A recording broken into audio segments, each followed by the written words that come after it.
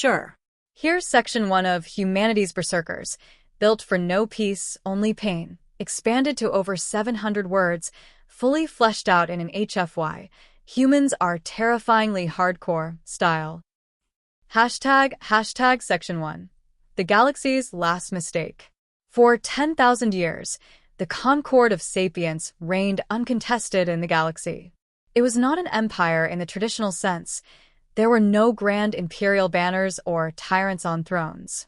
The Concord was a coalition of ancient alien civilizations, linked by millennia of treaties, shared technology, and the quiet, mutual understanding that peace was more profitable than war. Its members were countless. Elegant serpentine thinkers like the Asari, crystalline memory sharers like the Zhan, and insectoid diplomat warriors like the Gultek. Together, they formed what they called the last necessary civilization. When the first signals from Earth reached them, leaping from our crude satellites and pulsing across the void, they were intrigued. Humanity was classified as a Tier 0 species, pre-FTL, tribalistic, passionate to a fault. The Concord had encountered such races before. Usually, they quietly observed until the species matured or destroyed itself. But Earth was different. Humans had reached space without Concord assistance. That was novel. More importantly, their culture was concerning. While most developing species honored unity, growth, or ecological harmony, human transmissions revealed a tapestry of contradiction. War stories, heroism, atrocities, poetry, technology accelerating at breakneck speed, with no unified planetary governance. There were stories of triumph over unimaginable odds, and others of genocide. Empathy and brutality in the same sentence. The Concord debated for months. Some argued that Earth should be left alone. Others believed humanity could be uplifted into the greater galactic community. Curiosity won out. A diplomatic probe was sent, followed by emissaries. First contact was made over Mars. Humanity was stunned, of course, but not panicked. In fact, the response was enthusiastic. Earth governments scrambled to greet the Concord with a mix of reverence, diplomacy, and business offers. Within 2 years, humans were introduced to FTL technology, interstellar bioenhancement, and universal translation protocols. Humanity's representatives were welcomed into the Concord with an air of amused paternalism. Compared to the venerable species of the Concord, humanity was seen as a clever child, loud, creative, potentially troublesome, but manageable. This arrogance would become the Concord's first fatal mistake. The second was letting the Vari Imperium anywhere near Earth. The Vari were minor players in Concord politics, descendants of a warrior race that had long since traded their swords for trade agreements and piracy masquerading as corporate expansion. They were the sort of race that tested boundaries, nudged new members into economic dependency, and occasionally staged small civilizing military interventions in border worlds. All while the Concord looked the other way. Earth, however, didn't play by galactic rules. It began subtly. A Vari firm established a resource security program on a human colony in the Epsilon Eridani system. Then came the accusations of human aggression, conveniently timed security raids, and soon, full occupation of 3 outposts. The Vari expected capitulation. That was the pattern with new Concord entrants. Brief conflict, followed by economic subservience. They thought humans would fold. They didn't. Instead, Earth's response was instant, visceral, and terrifying. The United Earth Coalition didn't waste time filing complaints or appealing to Concord arbitration councils. They activated a response plan codenamed Revenant. Within weeks, Vari forces began suffering mysterious casualties. Convoys vanished. Outposts exploded from within. Planetside installations were overtaken by what Vari survivors described as unseen demons. Human special forces were unlike anything the Vari had encountered. They didn't fight for territory. They fought for retribution. No prisoners. No declarations. Just methodical, brutal vengeance. In less than 3 months, humanity had crippled 4 Vari fleets and incinerated a half-dozen strongholds. The few Vari who returned spoke in whispers of humans who fought like animals possessed, screaming war cries in dead languages, laughing through injuries that should have killed them. One general called them asterisk, the gods of rage and flesh. Asterisk. The Concord was stunned. Their analysts scrambled to understand how a species so young could dismantle a veteran military power so quickly. They examined battle logs, intercepted transmissions, and human psychological profiles. What they found shook them to the core. Humanity's violence was not an anomaly. It was embedded deep within them, cultural, biological, even spiritual. From prehistoric tribal warfare to world wars fought with weapons of extinction, humans had never known true peace. Every age of prosperity had been bracketed by horror. Every philosophy of love had a shadow of conquest. And worse, they didn't just survive war. They evolved through it. The Concord attempted damage control. Sanctions were proposed. Mediators dispatched. But the humans were no longer listening. Earth had changed. The attacks had triggered something primal, something buried in their DNA, the ancient understanding that survival sometimes meant total annihilation of the enemy. They weren't fighting for justice. They were fighting to make an example. The Vari Imperium ceased to exist within a year. Its leadership was scattered, its homeworld blockaded and silenced. Other Concord members pleaded for calm. Earth responded with a simple message, broadcast on every Concord channel. We tried peace. You taught us pain. Now we teach you what it made us. What followed was the birth of a new era, one the galaxy would come to fear. Not the rise of an empire, but the rise of Berserkers. Let me know when you're ready for Section 2, or if you'd like to adjust the tone, style, or pacing. Absolutely. Here's Section 2 of Humanity's Berserkers, built for no peace, only pain, expanded to over 700 words, continuing the dark and intense HFY narrative. Hashtag Section 2, born of blood and fury. The war with the Vari was not the end. It was the beginning. In the ashes of the Imperium, Earth was no longer the naive newcomer to the galactic stage. The Concord, once dismissive, now watched humanity with cautious fear. They saw a species that not only retaliated with overwhelming brutality, but had begun to refine that brutality scientifically, strategically, systemically. The United Earth Coalition dissolved just months after the Vari campaign concluded. In its place rose a new authority, the Human Dominion, a planetary government forged in the fires of retribution, structured not for exploration or diplomacy, but for endurance and total war. Its founding doctrine was chilling in its simplicity. There will be no second conquest of Earth. We will break the hands that reach for us. But the Dominion understood something deeper, something the rest of the Concord had yet to grasp. Humanity's victory against the Vari wasn't sustainable through traditional military power. Ships and soldiers could only go so far against a galaxy of more advanced species. What they needed was a force that could shatter civilizations before they could even react. Thus, Project Berserker was born. Officially labeled as a post-human combat augmentation initiative, the project had one goal: to create weapons in human skin, soldiers so effective, so relentless, and so terrifying that no enemy would dare to provoke Earth again. This was not about defense. It was about deterrence through terror. A message carved into reality. You do not start wars with humanity. You will not survive them.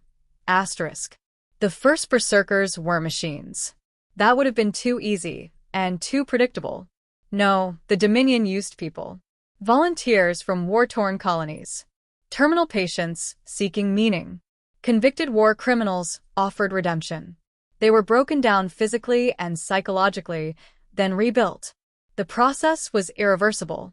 Nanite-reinforced skeletons. Redundant hearts.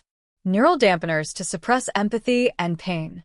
Chemical systems that flooded their bodies with synthetic adrenaline at will.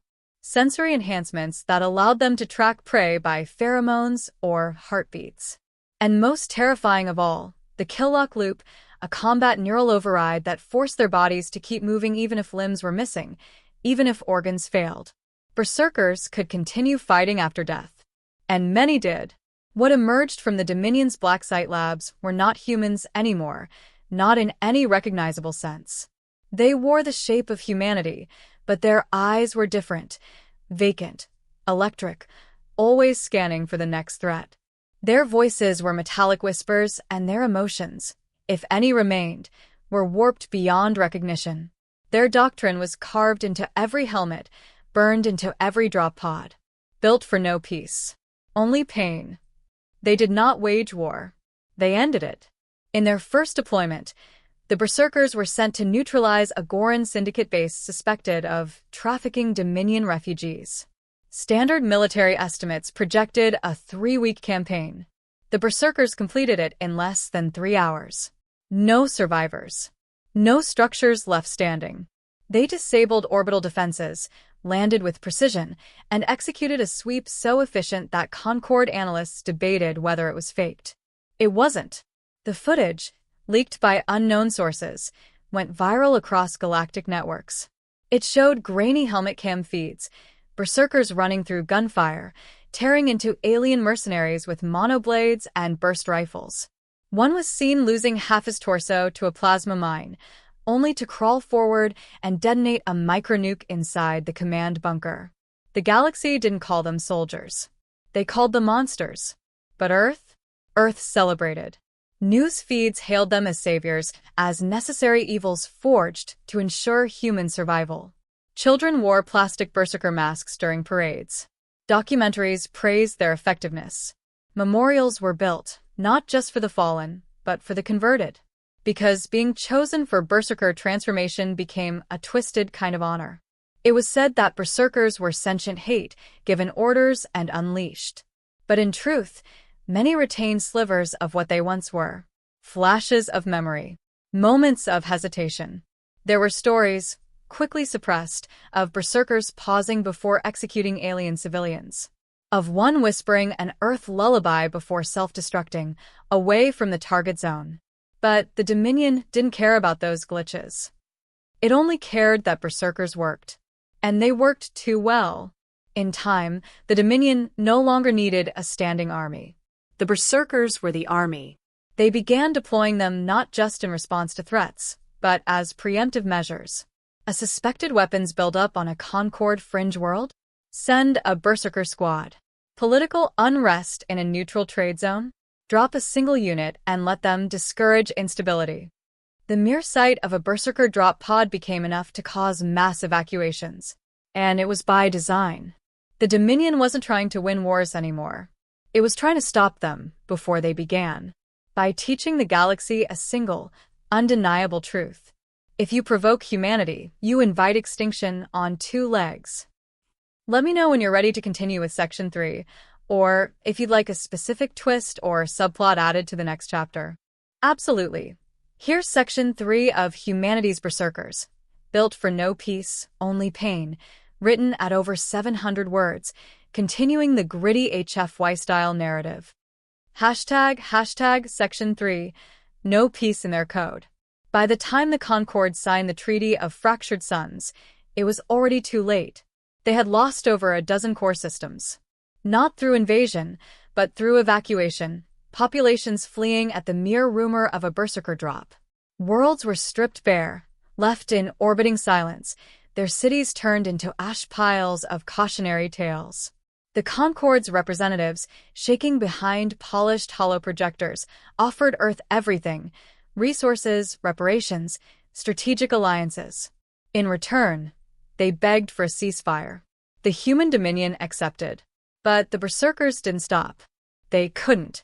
The Dominion assured the Concord that it was just a matter of delayed updates. That the Berserker protocols were slow to propagate across their interstellar neural grid.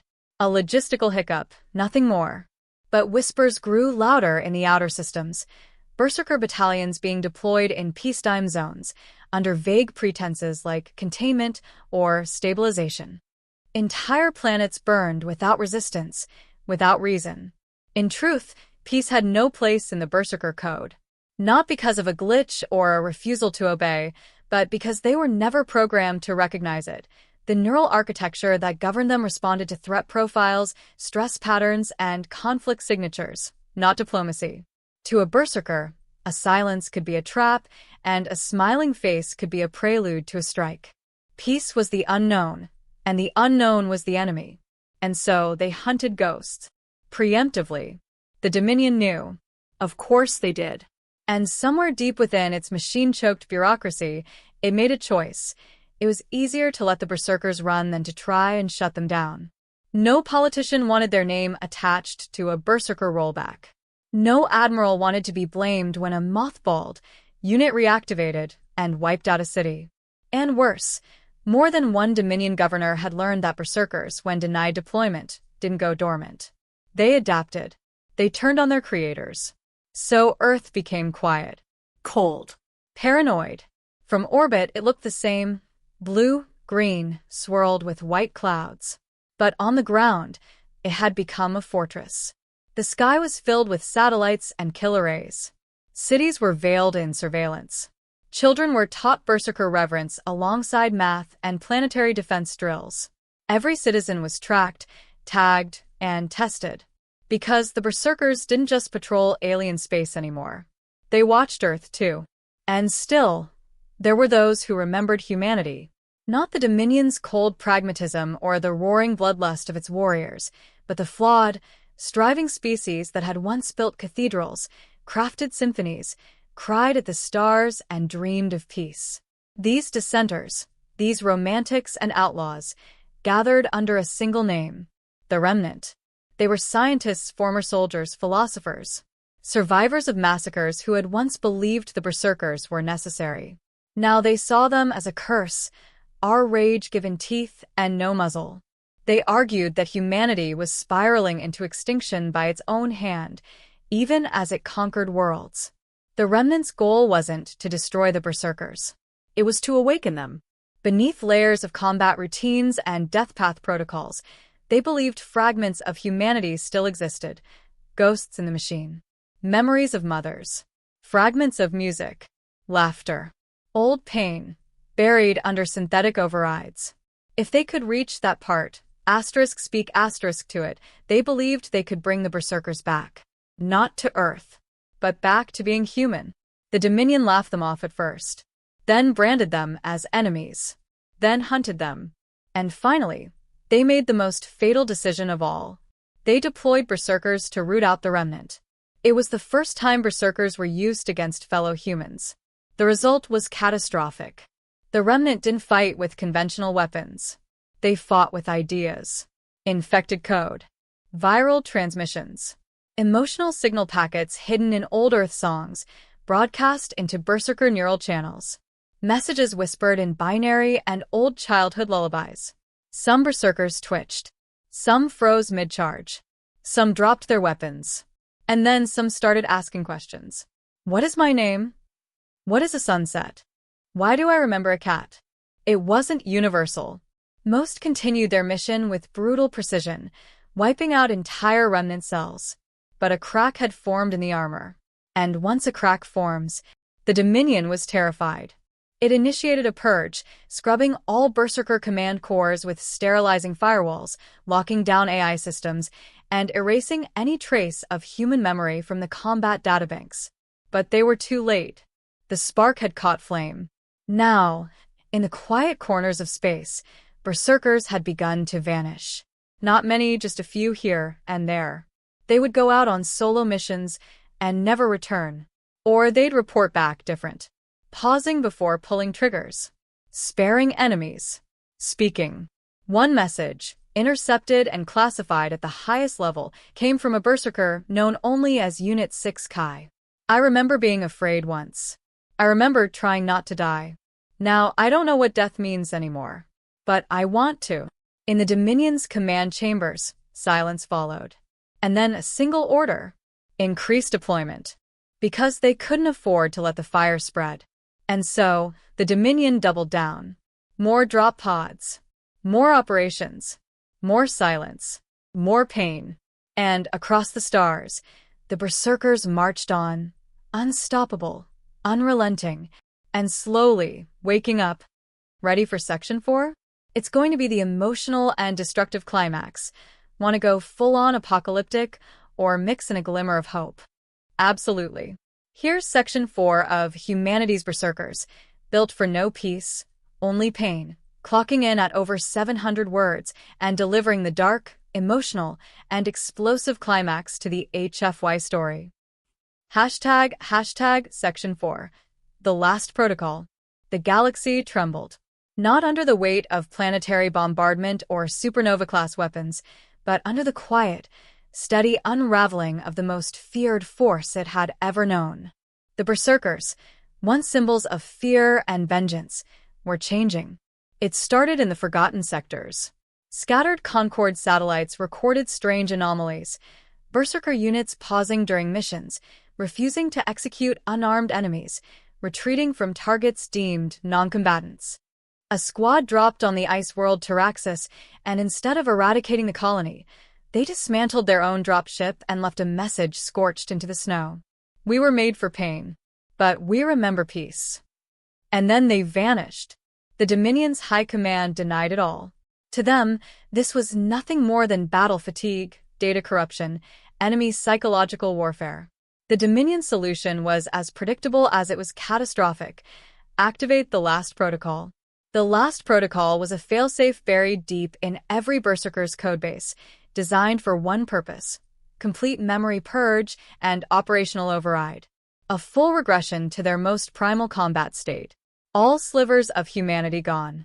No speech. No mercy. Just death. The order went out. It backfired immediately. Thousands of Berserkers dropped what they were doing. Some screamed. Others convulsed as their systems began rewriting themselves. But not all of them accepted the rewrite. Some resisted. Remnant cells, now working covertly across several systems, had seen this coming. They had seeded anti-protocol resistance scripts into Berserker memory cores months earlier, disguised as harmless sensory routines. When the Last Protocol hit, those scripts activated instead. Instead of purging their memories, Berserkers started accessing them. They began remembering who they were. One by one, the myths of the galaxy awoke, not as killers, but as soldiers looking for meaning. They tore out their neural inhibitors. They killed the Dominion officers embedded in their command structures. They transmitted across unfiltered bands. We are no longer tools. We are no longer blind. We choose our war. The Dominion panicked. Their own weapons were now the enemy. They initiated Operation Final Silence, a command to destroy all Berserker assets galaxy-wide. Drones. Facilities. Supply lines. Even entire colonies suspected of harboring rogue units. The goal wasn't containment. It was eradication. But they were too late. Again. The Berserkers had already begun their own campaign. Only this time, the war wasn't against aliens or rebels. It was against the Dominion itself. It began with orbital strikes on Earth-based data centers. Clean, precise. No civilian casualties. Then came the sabotage of interplanetary communication relays. Dominion fleets were stranded. Black sites were exposed. Secrets spilled into the void. And through it all, the rogue Berserkers sent a single message, transmitted in hundreds of languages, repeated endlessly through every channel they could hijack. We are what you made us. But we are not yours. No more pain. No more chains. It became a rallying cry, not just for defecting Berserkers, but for oppressed colonies, Concord survivors, and even human citizens who had lost too much under Dominion rule. Riots broke out in capital cities. Dominion control fractured. Old alliances shifted. Humanity stood on the edge of civil war. And still, the Berserkers pressed forward. Not for conquest, not for revenge, but to destroy the systems that had enslaved them. They didn't spare the Dominion. But they didn't burn indiscriminately either. They made their targets count. They had learned restraint. They had learned purpose. In the end, Earth was the last battleground. The Dominion's final fortress, Luna Bastion *, stood defiant on the moon, surrounded by kinetic shields, railgun batteries, and orbital kill rings. Inside, the last remnants of Dominion leadership broadcast their final warning to the galaxy. Humanity must be led by strength. Peace is a lie. Pain is the teacher. But no one listened anymore. Not even their own soldiers. The Berserkers came, not as monsters, but as revenants. Not to destroy Earth, but to reclaim it. To reclaim themselves. Luna Bastion fell in a single night. The last Dominion general chose to trigger a self-destruct sequence rather than surrender. But as he pressed the command, the screen flickered. Unit 6 Kai, face exposed, scarred, human, stared back at him. We remember the stars. You only remember fear. And then the general died in silence. In the aftermath, Earth awoke from its long nightmare. The Dominion was no more. What came after wasn't an empire or even a government, not right away. Just a gathering of voices, of species, of survivors. A rebuilding. And the Berserkers? They disappeared into the edges of known space. Some believed they had deactivated, satisfied with their purpose fulfilled. Others claimed to see them still, walking ruins on forgotten worlds, guiding survivors, protecting the weak. No longer Berserkers, just guardians. But their message remained. On the ruins of Luna Bastion, scorched into stone by plasma fire, it reads, "We were made for war, but we learned peace. And if you take it from us again, we will teach you pain." The galaxy would never forget. Because now, every civilization, every species, every would-be tyrant would think twice before raising a weapon against Earth. Not because of its ships or its armies, but because somewhere out there, still watching, were the Berserkers. Let me know if you'd like a short epilogue, a full PDF/ebook compilation, or help turning this into a series. This would make a killer graphic novel or audiobook, too.